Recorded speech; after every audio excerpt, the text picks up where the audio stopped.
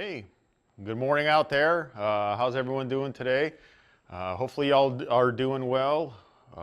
Right here in Wright Pat, not too bad today. A little bit cold last week with that polar vortex, but today I think it's going to be about 60 degrees, so a vast difference in temperature for us, but that's what happens when you're here in Dayton, Ohio. So for those of you who, if any of you, some may know me, some may not, some of you come through the class before, I'm sure. I'm Chief Master Sergeant Robert Rosinski. And I'm a course director here at AFIT, and I have a few roles here. This is JBS Randolph. We have no audio coming from you guys. All right, so JBSA Randolph has no audio, we just heard. So I think our staff will be fixing that, but I'll press on. So I'm a chief, I'm a CE chief. I came up as a high voltage electrician. Eventually our career field merged. And I became an electrician, all three, interior alarms and exterior, a bunch of other things in that career field I've done too. Deployed many times. I've been on many projects before, military construction projects where our team has put up a high voltage distribution system, done some interior work. I used to work at, I was stationed at Moody Air Force Base in Georgia, and at that time I was on something called a special work order team, and alls we did was renovations of facilities. We did some minor construction. We renovated the finance building there. We renovated an ALS facility, Airman Leadership School facility. So had a lot of great experience that I truly appreciate over my time. And so today, what I intend to do is talk to you all about military troop construction.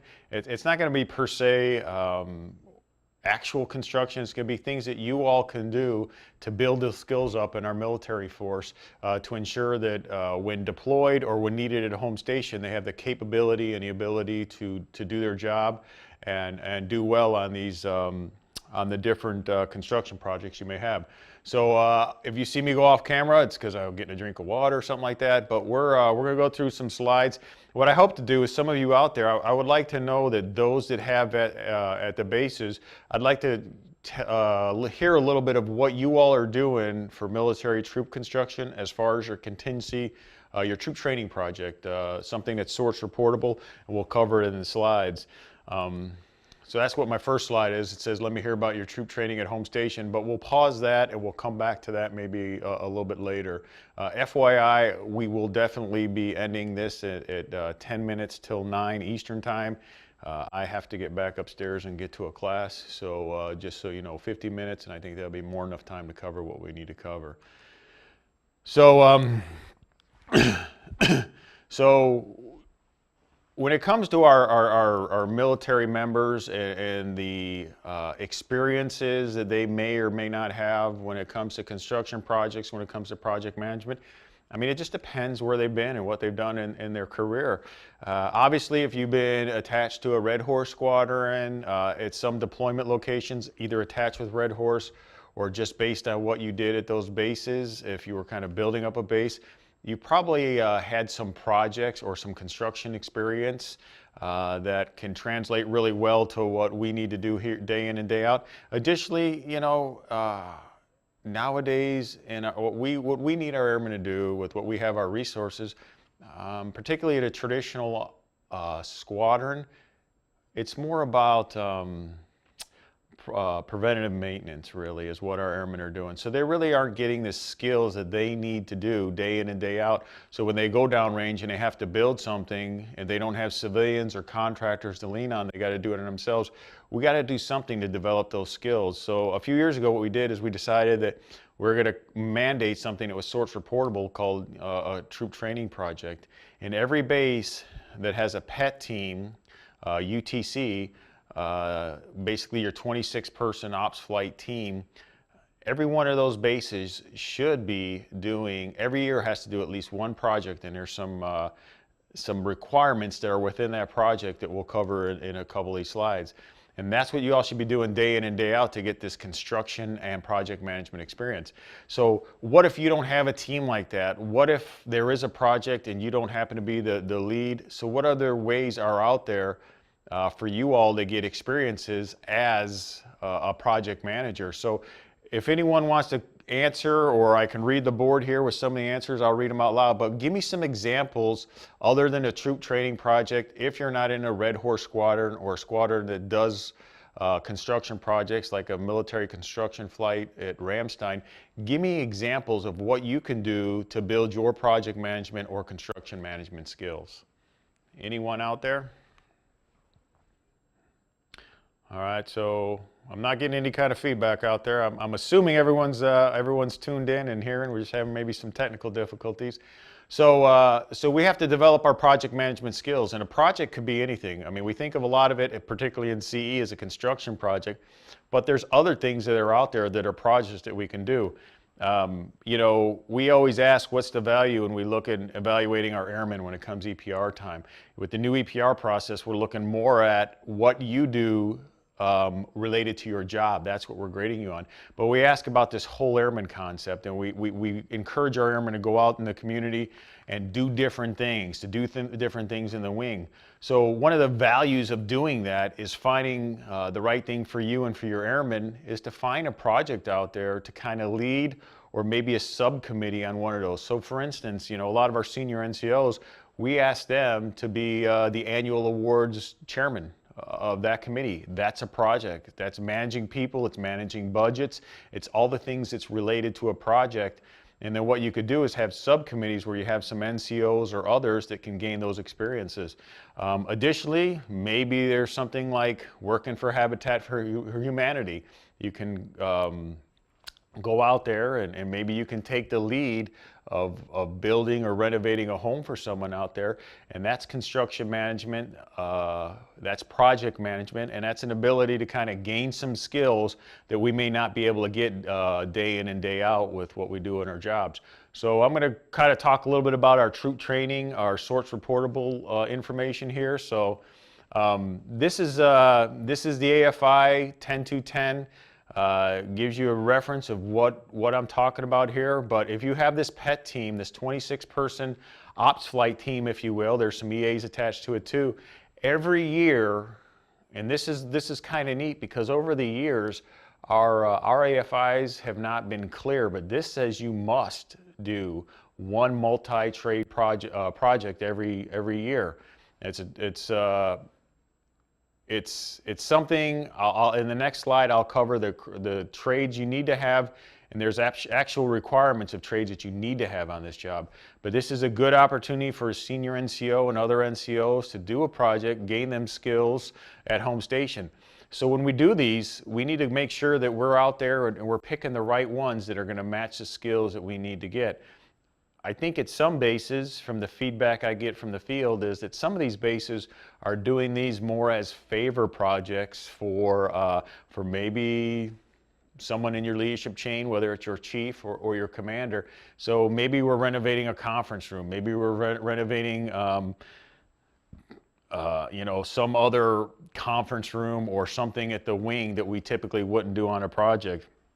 So I would, if I was at a base today and I was in your position, I would actively look at what needs to be done, what kind of work requests are out there for minor construction projects, and what would best adapt to what I think the skills I need, my people need, and I would make sure I get those. So coming up as an electrician, I would push for one of these projects to be, you know, a major renovation, not a major renovation, but a renovation of a facility. Like when I was a young airman, we had a set of guys in a shop of all crafts, and we went out there and we renovated a finance facility, you know, ALS. We did those types of projects, big projects. It might have taken 2 weeks to a month to do.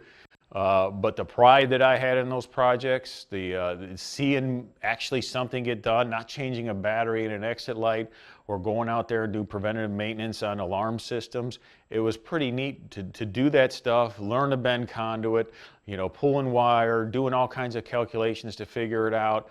You know, we did have a budget on things we need to do day in and day out. And I just truly, I reveled that and I appreciated that job. So those are the type of things that we need to be aggressive at doing. We don't need to be doing favor jobs. We need to be doing something that's going to advance the skills of our airmen. And if we know we're deploying and that PET team is deploying, trying to keep them together to do this project so in turn we can match that up so that when they do deploy, we're building those skills so they can have a successful deployment. So you'll see some things here on what it has to do. At the bottom I got I think most people know now, but when you get your X plan and you send that to IMSC, you can request $50,000. If you have a pet team, you can request $50,000 for this project. If your project's more than $50,000, submit more. They'll go through, and if they have extra money and you have a legit project and it's 75, 125 or whatever, and they have the money and you ask for it, make them say no. That's what I would say. I think there are some times where they can send you a little bit more money once they get through all the bases that have these pet teams and they get the money to them. So I would do that. So here's some must-have requirements on these jobs. So as you can see, by must-have, you must have an officer.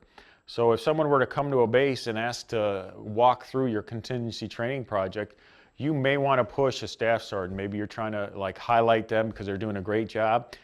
Get them coined, get some sort of recognition for them, and that's what, you know, senior NCOs, that's what officers, that's what leaders do. But there should be a captain or a lieutenant, some civil engineer officer should be the person who's leading that project. And they should know it. Again, they could push their airmen out there to get them recognition, but they should be the ones running the project. And they should have a good senior NCO in tow with them from one of the other AFSCs. Additionally, you have to have an EA and you have to have a 3E6. These are great opportunities for them to kind of do their job and capture, you know, update maps, you know, do the things that EAs do, or capture stuff that can be added to real property records, you know, the things that ops management should be doing day in and day out. And then you have to have at least 3 from the following AFSCs, and they're basically the ops flight AFSCs. So here's the thing I would caution is be careful.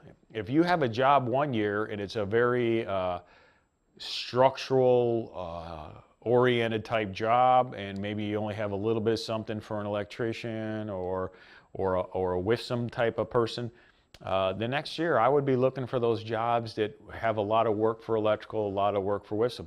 So we have Power Pro out there. What do we do for Power Pro? You know, I've seen some projects out there where they are doing, you know, building a facility that would house a mission essential generator for that facility. So they'll protect it, they'll build a cinder block facility to house a generator. It includes Power Pro, obviously would include electricians, obviously would include structures. You know, you got some civil work that the dirt boys would do. And of course you're gonna have some sort of heating, ventilation, or air conditioning type stuff that an HVAC can do. So these are jobs that can that would entail all AFSCs, and those are the right jobs we should be doing. You see, the project should be about 500 to 1,000 labor hours. Obviously, that's a range. It doesn't mean you can't go under. I mean, I would be very hesitant of going under 500 hours on this type of project, and I would be very careful of going over. So if I were in a squadron, if I were a chief in your squadron or in your organization, what I would do is I would sit everyone down. I would sit all the CGOs down with the commander, and I would tell them this. I would say, CGOs, go through Sabre if you have it, or go through any type of work request that we have that would fit minor construction, this type of threshold, and I'd have them go through there and then pick a project and get you know, scope it out, get a plan, get a wag on a price, on the hours, and I would bring in the ops flight commander, the ops flight superintendent, because that's where a preponderance of your manpower and resources will be coming from. And I would bring those in, make sure they're okay with it, and then I would bring the commander. I would sit down and I would make these presentations to the commander, and I would ask the commander to select a CGO's project that would meet this threshold, and that's what we would do throughout the year.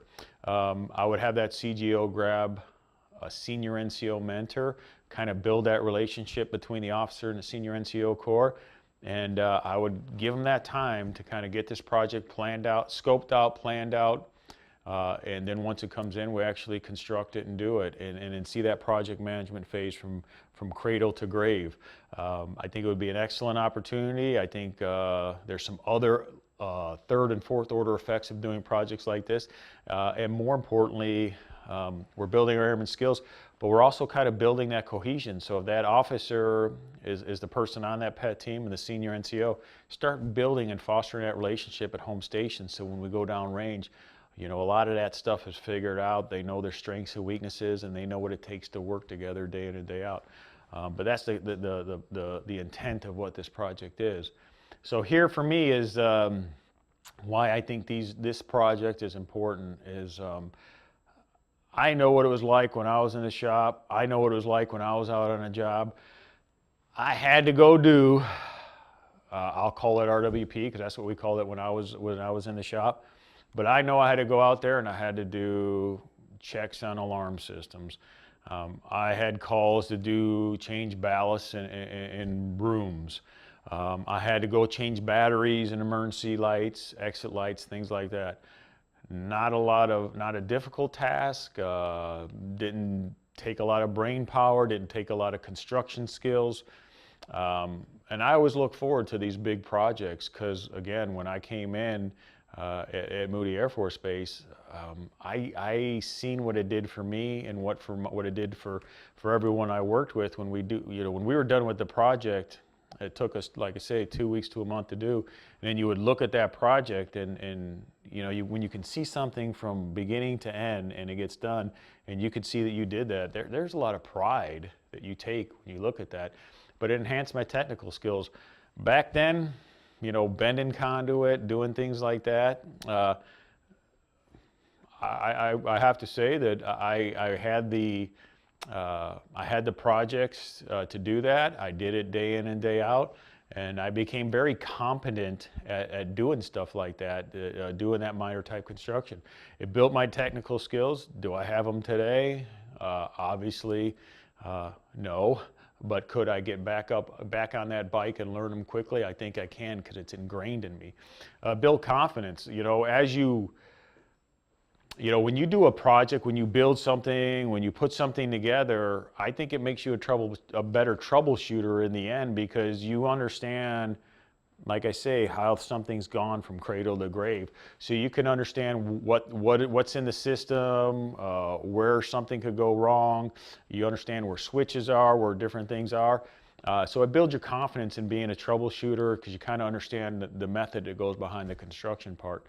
It builds your craftsmanship. So when I came in, I had this old electrician. I came as an exterior guy, so part of the reason why I went to this was to kind of build those interior electrical skills in me. And I had this older guy, retired master sergeant, been a civilian. Probably had, I don't know, the guy probably had 40, 45 years experience, and I was just a young kid working with him, and I appreciated him day in and day out. He was tough on me. He demanded excellence and perfection. But I remember one day we went in, and if any electricians are out there, they may understand this, but he asked me what was the difference between a technician and a craftsman. And I was like, and I thought it was maybe years, okay, maybe a technician has a few years where a craftsman may have like 10 years.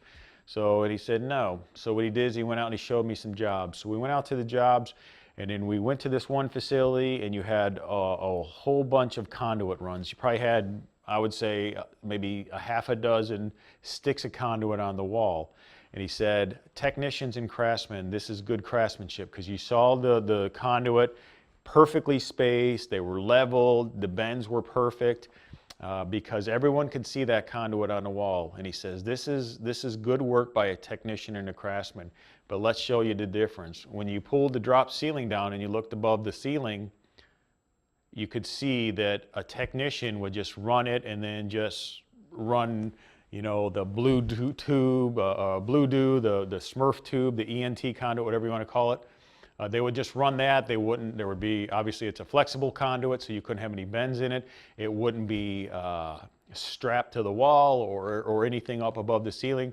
Whereas a craftsman still maintained those perfectly spaced conduits with the perfect bends because when you do those types of jobs, you take pride in what you do and you take pride in your craftsmanship. So I think that's an important part of it, day in and day out. I think if people do it, they see it from cradle to grave, it just builds better craftsmen and better technicians.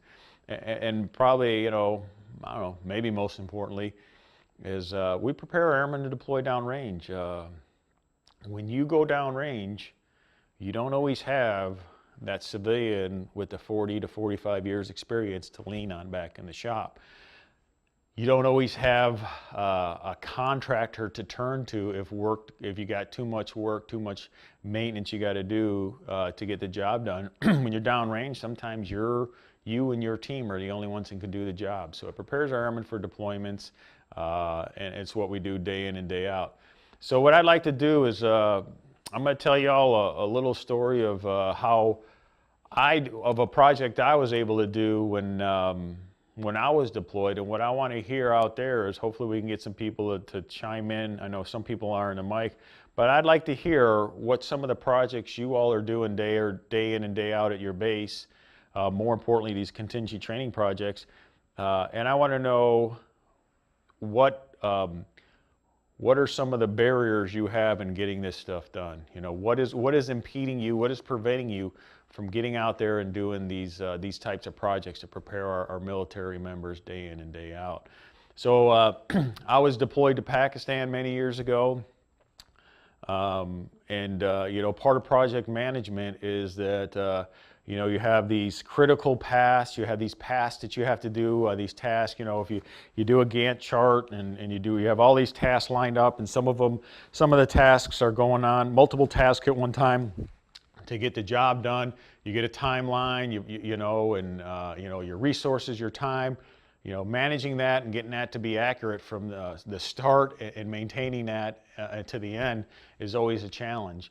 So when I was in Pakistan, we had a project to where we had our power plant, and it was right in the middle of our camp. So it was right next to the DFAC, right next to the tents that we were sleeping in, and it was a bunch of MEP-12s, you know, putting out the exhaust, and of course they're loud all night. So it was tough for the people going to the DFAC. It was tough for people that were trying to sleep at night. So what we decided to do is we had to move our stuff.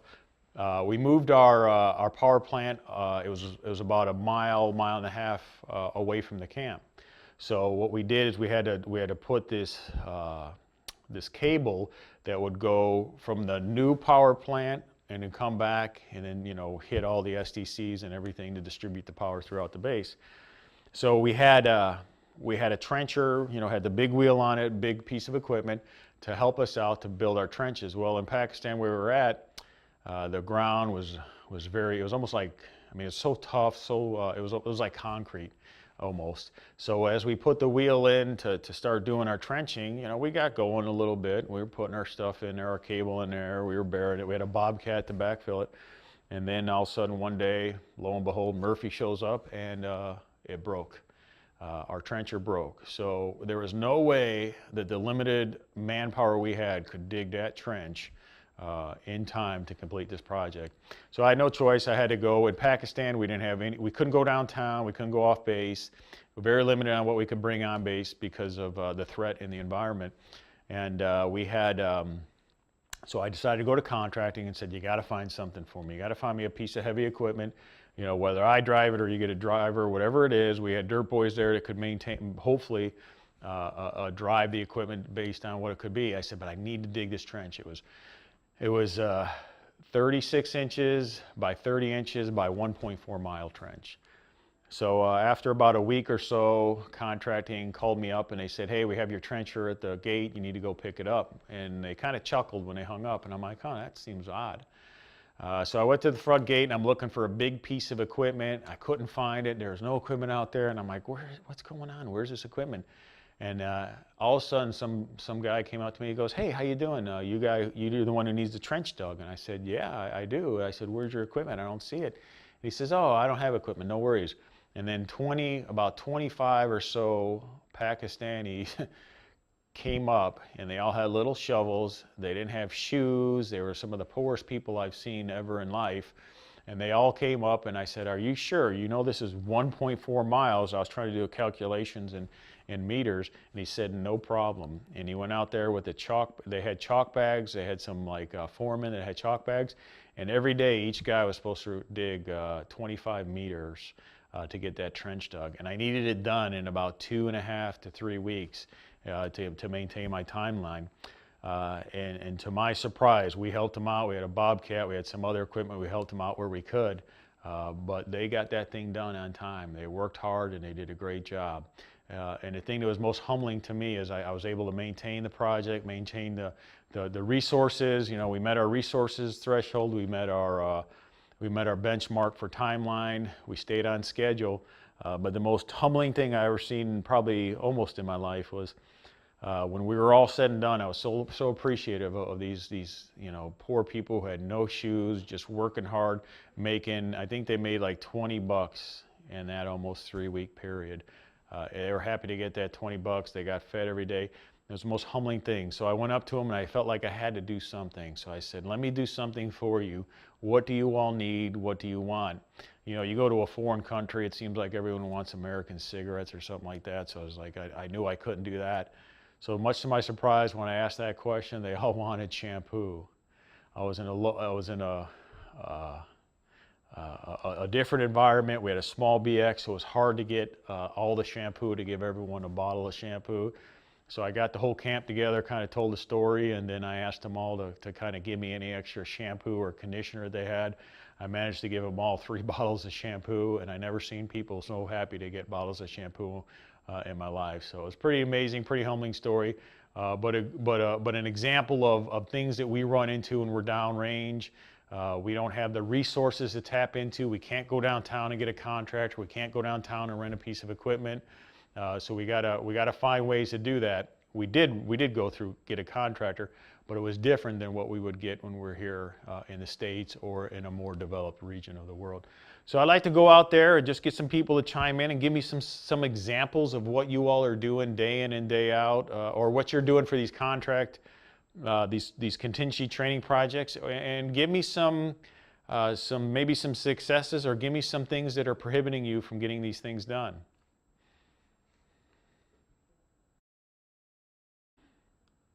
This is the awkward silence of doing this in this room, and it's just me, and you guys are out there thousands of miles away. So if anyone's got anything, please just start chiming in there. All right, so let me cover a couple things here really quick. Is give you some examples of opportunities for military members. So okay, I see Scott Air Force Base. We did a successful tent city. All right, so it was a tent city just, okay, in your training area. So we got Scott Air Force Base saying they did a tent city in a training area. So again, this is, you know, maybe doesn't seem like what we would think. It's kind of an outside the box thing, that tent city is exactly what you're going to go do downrange. It's you know, I'm sure structures guys building tents. You got electricians providing power. You know, whether or not it was you use generator power or what have you. Power Pro, I'm sure, was involved, along with WISM and HVAC hooking up ECUs or whatever it takes to get the heating and cooling. So that's a very good example. If you're really interested in project management, obviously there's things you can do. You know, taking this course is one thing. As you all, I'm sure, know, through AFCOL for military members, you can get your PMP, your Project Management Professional Certificate. I personally plan on doing that as I'm getting to the culmination of my career. It's something I plan on. It's my goal this summer to do. It's a tough thing to do, so you got to focus and attention. But the Air Force will cover it. A great certificate to have. But how do you actually get out there and give examples or find opportunities to actually lead projects? So again, you know, if you can you try PCS to a Red Horse unit. I was stationed at the Construction and Training Squadron at Ramstein, the 435th CTS. They do Silver Flag out there, but that's a squadron. It's more than just Silver Flag. That's a training flight. They have another flight out there. It's called the Military Construction Flight. It's about 20. It's an officer, senior NCO, and about 18 other crafts.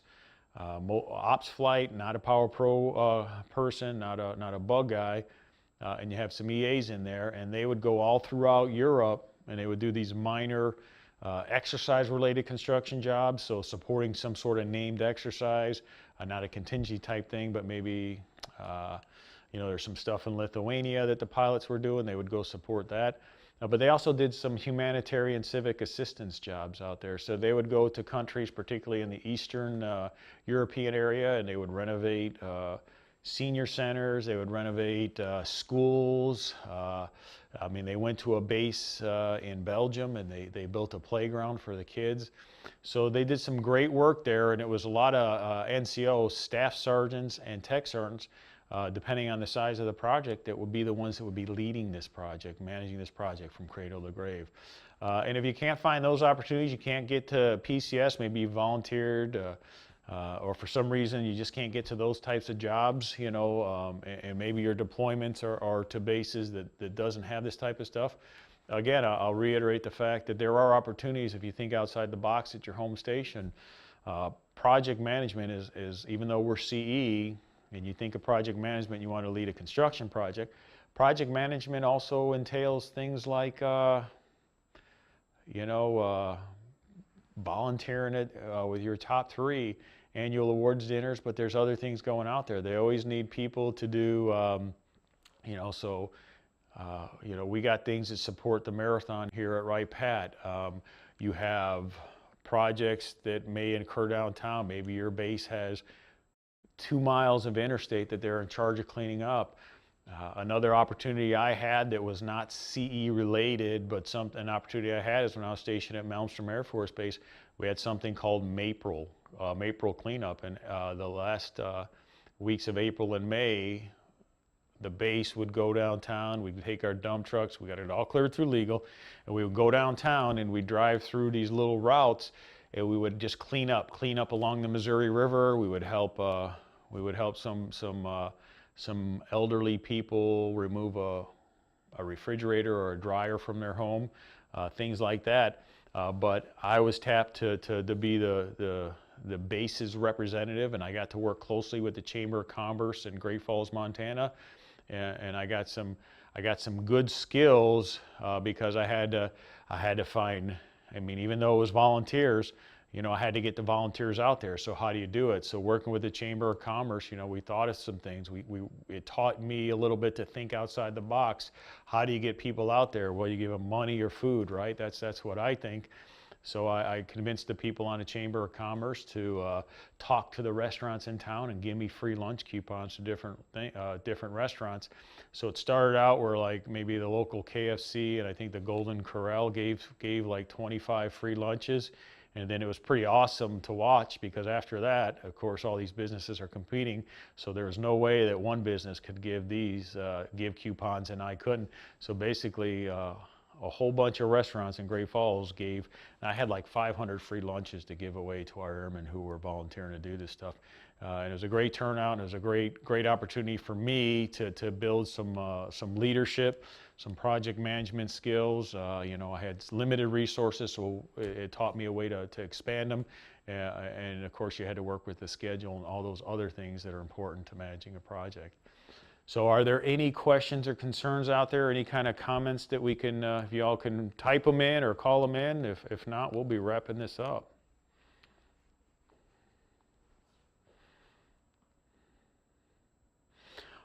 Okay, so I'm just going to close this. If y'all have any questions and concerns, this slide has my information on it. Please get in touch with me if there's any kind of questions or concerns, any kind of limitations that you may have at your base that prevent you from getting the project management skills you think you need to get. You know, we all have bosses. Trust me, I understand that. We all have priorities from our leadership, our chain of command that prevents us from doing things that. You know, it seems like we always take, one of the first things we always want to cut is training. And it's an easy thing to do, but I think the long-term effects of cutting that training, we don't think all the way through. And I think obviously it has a negative impact in the long run. So any kind of questions or concerns you have, I would just encourage you all to get out there and find opportunities to lead a construction project if you can, to get them skills. And if not, find other avenues out there in the community or in your wing to build on those project management skills. Because once you kind of get those problem solving, those resource solving skills, I think in the long run, when you deploy or you're in charge of something downrange. You may be the senior and you may be the ranking guy on some project trying to figure stuff out. You already have those skills and you've built them by doing these things. I think it'll translate for you and it'll be very effective in the long run. So we'll go ahead and take a break, and then we'll come back at 9 o'clock. You guys will come back in about 24, 25 minutes, okay? So Chief Brzezinski.